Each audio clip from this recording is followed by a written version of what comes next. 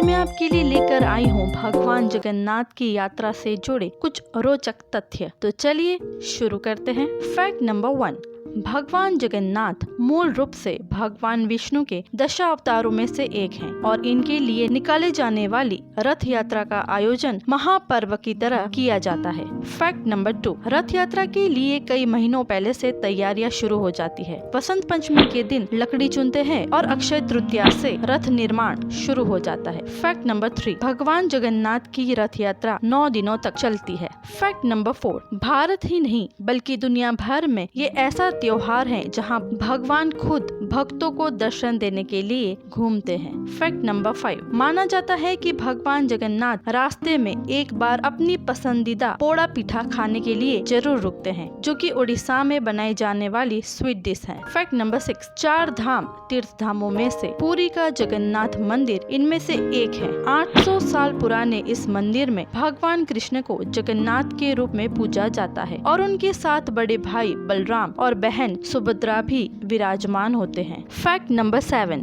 जगन्नाथ यात्रा में सबसे आगे बलराम और बीच में बहन सुभद्रा का रथ रहता है। सबसे पीछे भगवान जगन्नाथ का रथ रहता है। फैक्ट नंबर 8, तीनों देवों के रथ का नाम भी होता है। बलराम जी के रथ को तालध्वज कहा जाता है और ये लाल और हरे रंग का होता है। वही सुभद्रा के रथ का नाम दर्पदलन अथवा पद्म रथ है। उनके रथ का रंग काला या नीले रंग का होता है, जिसमें लाल रंग भी होता है। भगवान जगन्नाथ के रथ को नंदी घोष अथवा गरुड़ ध्वज कहा जाता है। इनका रथ लाल और पीले रंग का होता है। फैक्ट नंबर 9, रथ हमेशा नीम की लकड़ी से बनाया जाता है क्योंकि ये औषधीय लकड़ी होने के साथ पवित्र भी मानी जाती है। नीम की लकड़ी के लिए किस पेड़ का इस्तेमाल होगा उसका फैसला जगन्नाथ मंदिर समिति तय करती है। फैक्ट नंबर 10, भगवान जगन्नाथ के रथ के घोड़ों का रंग सफेद, सुभद्रा के रथ के घोड़ों का रंग कॉफी और बलराम जी के रथ के घोड़ों का रंग नीला होता है। फैक्ट नंबर 11, भगवान के रथ में एक भी कील या कांटे आदि का उपयोग नहीं होता है। यहाँ तक कि कोई धातु भी रथ में नहीं लगाई जाती है। फैक्ट नंबर 12, भगवान जगन्नाथ की यात्रा भारत के अलावा सैन फ्रांसिस्को, प्राग, डरबन, रोम, ब्रिस्बेन, मॉस्को, बख्तपुर, फ्लोरिडा, लंदन और ऑकलैंड में भी निकाली जाती है। फैक्ट नंबर 13, तीनों रथ के तैयार होने के बाद उनकी पूजा के लिए पुरी के गजपति राजा की पालकी आती है। इस पूजा अनुष्ठान को छर पहनरा नाम से जाना जाता है। इन तीनों रथों की विधिवत पूजा करते हैं और सोने की झाड़ू से रथ मंडप और रास्ते को साफ करते हैं। फैक्ट नंबर 14, आषाढ़ माह की शुक्ल पक्ष की द्वितीया तिथि को रथ यात्रा ढोल, नगाड़ों, तुरही, शंख ध्वनि के साथ रथ को लोग खींचते हैं। जिसे रथ खींचने का सौभाग्य मिल जाता है वह महाभाग्यशाली